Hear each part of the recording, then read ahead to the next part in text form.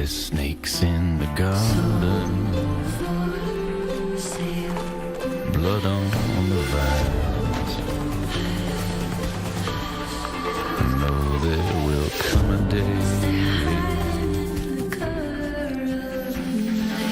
I can't wait anymore.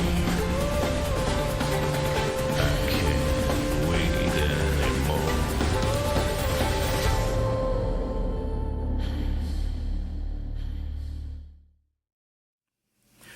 George Washington is the father of our nation due to his actions as the commander of the Continental Army and as the first president of America. Throughout this course, we have learned of the various ways in which the founding fathers, Washington included, forged the new nation. This occurred through triumph, defeat, and sometimes luck. Excluding luck, triumph and defeat are both outcomes of choices made by people at an important crossroad. Washington knew that he could not rely on luck and required information to achieve victory. How did Washington do this? With spies. The question then becomes, were Washington's spies instrumental in defeating the British and helping the Continental Army achieve victory? The answer is a resounding yes. I will be examining one of the most famous attempts at spying that ended in failure, that of Nathan Hale, and the loss by Continentals at Brandywine Creek led to the formation of the Culper spy ring. I will specifically be examining the spying, capture, and execution of Nathan Hale and subsequent defeat of Continentals at Brandywine, which gave rise to the Culper ring. I will also examine the major exploits of the Culper ring, namely providing information about the British surprise attack at Newport against Rochambeau, Major General Tryon's attack in Connecticut, which was an attempt to divide Washington's forces, and the attempt to turn over the fort at West Point, Fort Clinton, by Benedict Arnold to Major John Andre. By examining the outcome of these events based on the provided intelligence, we would be able to see how this information would lead the British to eventual defeat in the Revolution.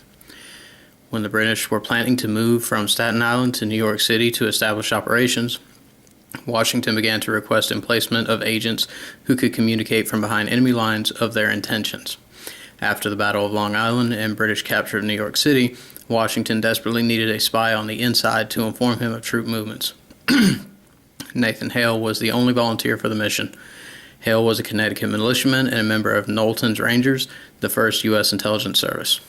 Hale was collecting information when he was captured by Robert Rogers, who recognized Hale and lured him out by posing as a patriot. Hale was hung for spying on 22 September 1776, 10 days after the beginning of his mission.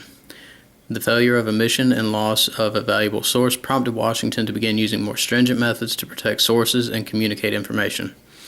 This is also coupled with the lack of information being delivered in a timely manner to Washington to help him prevent the defeat of British at Brandywine Creek and thus lose Philadelphia to the British. Brandywine Creek was a battle that should not have happened. It occurred a day short of the one-year anniversary of Nathan Hale beginning his mission in New York City, September 11th, 1777. General Howe departed New York City on July 23rd, 1777, and began moving south towards Washington's forces. The British would arrive in the vicinity of American forces a few days before September 11th. The British were able to outflank American forces and inflict massive casualties on the Americans, forcing them to flee. Again, this battle should not have happened. Had Nathan Hale not been captured, he could have possibly given the information to Washington about the troop movements and allowed Washington to meet Howe on his own terms for battle. Based on the two events, Washington needed to get eyes and ears inside New York City. Thus, Washington recruited Benjamin Talmadge to recruit patriots to spy on the British. Talmadge was the go-between for Washington and the spy ring. Washington was not even aware of the identities of all the members of the ring. The primary actors were Abraham Woodhull, Caleb Brewster, Robert Townsend, and two couriers. Woodhull was designated Samuel Culper Sr. and Townsend Culper Jr. The exchange of information would begin with Townsend, who had access to the British officers through a tailor shop in New York City, which would then continue to Woodhull in Setauket, and then on to Brewster to Connecticut. From Brewster, the information would go to Talmadge and on to Washington. After looking at this background information, let's now look at the information gathered and how it was used to defeat the British. One vital piece of information that was provided by the Culper Ring was the British would attack French forces that had landed at Newport, Rhode Island. The British had learned in June that the newly arrived French were located at Newport and planned to attack the 5,500 French troops with 8,000 men and 12 warships. This information was provided by Benedict Arnold to Major Andre of the British Secret Service. The French landed July 10, 1780, and Washington received the information on 21 July. Washington, believing he could not support an attack on New York City, decided to trick the British into remaining in the city. This would give the French time to recuperate before combat. A fake Tory arrived at a British post with false correspondence stating Washington would attack the city with 12,000 men. Clinton, the British commander, believed the danger was real and did not attack the French. This is important because Rochambeau would lead French troops beside Washington to Yorktown to victory against the British.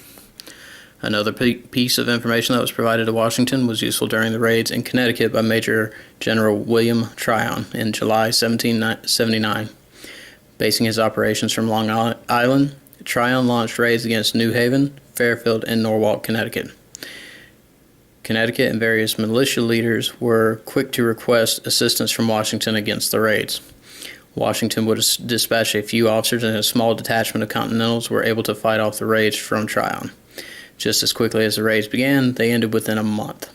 The reason for this, and the information provided to Washington, was that the raids were a lure to bring Washington out for a decisive battle. Clinton, based in New York, moved his army to Phillipsburg to wait for Washington. Clinton's plan would have seen him attacking Washington as he and his men crossed the Hudson, or in the open after crossing the river. Since Washington did not take the bait, Clinton returned his men to New York City. Thus, Washington was not lured into battle that could have decimated his forces and prevent him from marching to Yorktown in the final battle of the war. The final important bit of information that was discovered by the Culper Ring, primarily Benjamin Talmadge, was the treason of Benedict Arnold. Many reasons for Arnold's treasons have been listed, but nothing has been sufficiently identified as the primary factor that led him to switch sides, from slights against him from Congress and other generals to his marriage to the Tory Peggy Shippen. Regardless, Arnold began communicating with Major John Andre about changing sides and giving the British the fort at West Point, which he commanded. This fort was a very strategic point on the Hudson River, which, if captured, would cut off New England from the rest of the colonies. Americans were able to keep British vessels from traveling up the Hudson while occupying the fort. Arnold was willing to give the fort to the British for a bribe of £20,000 by General Clinton. During correspondence and meetings about turning over the fort, Arnold provided Major Andre with a passport and various documents to move safely through New York.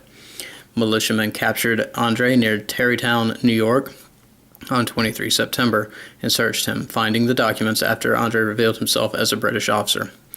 Andre was to be turned over to Arnold. His treason was unknown at this time upon Andre's request, but Talmadge requested the prisoner be brought back to him in Washington. An officer informed Arnold of the capture and that the papers were turned over to Washington.